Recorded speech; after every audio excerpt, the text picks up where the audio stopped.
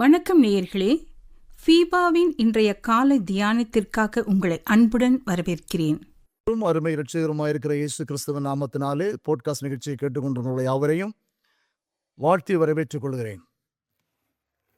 கிறிஸ்து பிறப்பு ஆயத்தம் என்கிற தலைப்பிலே தொடர்ந்து நாம் செய்தியை தியானித்து வருகிறோம். லூக்கா எழுதின சுவிசேஷம் 1ஆம் அதிகாரத்தில் இருந்துள்ள சில காரியங்களை குறித்து நாம் தியானித்து வருகிறோம். தொடர்ந்து சகரியாவை குறித்து சில காரியங்களை நாம் சிந்தித்து வருகிறோம். முதலாவது சகரியா செய்த காரியம், அவன் கற்பனையில் நடந்தான். இரண்டாவது, அவன் குற்றமற்றவன். இந்த நாளிலும் சகரியாவை ஆண்டவர் முன்குறித்ததற்கு காரணம், மூன்றாவது காரணம், அவன் நீதிமான். லூக்கா எழுதின சுவிசேஷம் 1ஆவது அதிகாரம் 6வது வசனம், தேவனுக்கு முன்பாக நீதி உள்ளவர்களாயிருந்தார்கள்.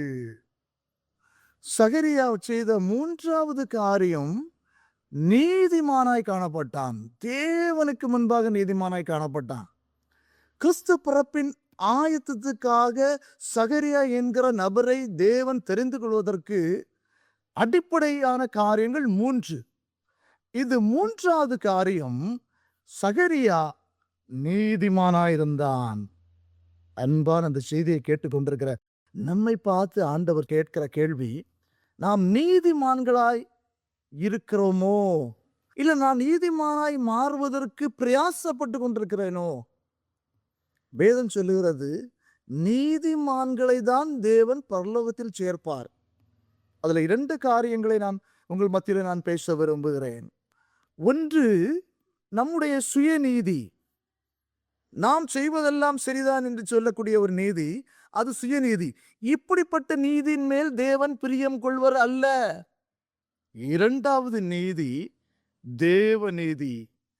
இந்த நீதி நம்முடைய கரத்தில் இல்ல, அந்த நீதி தேவனிடத்திலிருந்து பெற்றுக்கொள்ளக்கூடிய நீதி. இந்த நாளிலே கிறிஸ்து பிறப்பின் ஆயத்தத்துக்காக நாம் ஆயத்தம் கொண்டு கொண்டிருக்கிறோம். பல்வேறு வகையிலே கிறிஸ்து பிறப்பின் ஆயத்தத்தை நாம் அநேக நேரங்களில் நாம் விழுந்து கொண்டிருக்கிறோம். எல்லாம் நல்லதுதான்.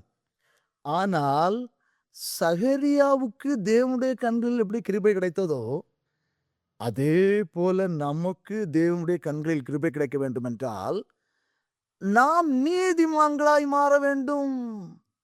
அவருடைய நீதியிலே நாம் நீதிமானாய் மாற வேண்டும். நம்முடைய சொந்த நீதியில் அல்ல. ஒருவேளை நாம் தான தர்மம் செய்யலாம், அநேகருக்கு உதவி செய்யலாம், நம்முடைய செல்வத்தை கொண்டு மற்றவர்களுக்கு பயன்படுத்த பண்ணலாம். ஆனா அப்படிப்பட்ட நீதியிலே தேவன் பிரியப்படுகிறார் அல்ல. அவருடைய நீதி, தேவனுடைய நீதியிலே நாம் நீதிமானாக வேண்டும். அந்த வசனம் சொல்லுகிறது, அவர்கள் தேவனுக்கு முன்பாக நீதி உள்ளவர்களாக இருந்தார்கள். தேவனுக்கு முன்பாக. மனுஷனுக்கு முன்பாக ஒருவேளை நாம் நீதிமானா இருக்கலாம், ஆனா தேவனுக்கு முன்பாக நாம் நீதிமான்களா இருக்கிறோமா? சில காரியங்களை நாம் மறைச்சிருக்கிறோம், சில இடத்துல கோவப்படுகிறோம், சில இடத்துல வைராக்கியத்தை மனசுல வச்சுட்டு இருக்கிறோம். ஆனா நாம் நினைச்சிருக்கிறோம், நான் பெரிய நீதிமான் மனசுல நினைச்சு கொண்டிருக்கிறோம்.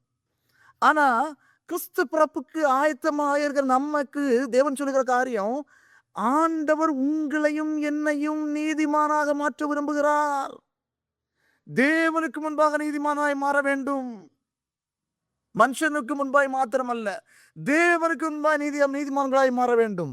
அப்படி என்றால் நம்முடைய நீதி இல்லை, அவருடைய நீதியிலே நாம் நீதிமானாக வேண்டும். நம்ம இப்போ சிம்பிளா அந்த வசனத்தை சொல்லலாம். அந்த ஆயக்காரன் சொன்னது போல, ஆண்டவரே பாவியாய் என்மேல் கிருபையார். ஆண்டவரே, உம்முடைய பிறப்பின் செய்தியை நான் முன்குறித்து சொல்லுவதற்கு ஆயத்தம் பண்ணி கொண்டிருக்கிறேன். ஆனால் அதுக்கு நான் தகுதியில்லை. ஆண்டவரே, உம்முடைய நீதியிலே என்னை நீதிமானாக்க வேண்டும். இந்த சகரியா எப்படி தேவனுக்கு முன்பாக நீதிமானா இருந்தானோ, அதே போல என்னை நீதிமானாக மாற்றும் என்று சொல்லும்போது, கர்த்தர் நம்மை தெளிவான காரியத்துக்கு முன்குறிப்பதற்கு அவர் வல்லவராயிருக்கிறார். கிருபை நிறைந்த நல்ல தகப்பனை, அருமையான இந்த செய்தியை கேட்டுக்கொண்டிருக்கிற நம்மை பார்த்து ஆண்டவர் சொல்லுகிற ஒரே காரியம், ஆண்டவரே உமக்கு முன்பாக நாங்கள் நீதிமான்களாய் மாற வேண்டும் ஐயா. அதற்காக எங்களை ஆயத்தப்படுத்துங்க. கிறிஸ்து பிறப்பின் ஆயத்தத்துக்கு என்னை தகுதிப்படுத்துங்க. உமக்கு முன்பாக நான் நீதிமானாய் மாற என்னை உதவி செய்ய.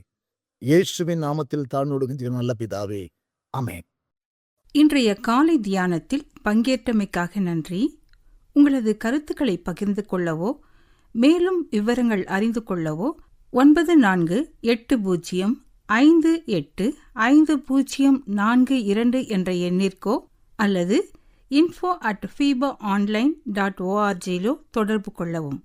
தேவன் தாமே உங்களை ஆசீர்வதிப்பாராக. ஆமேன்.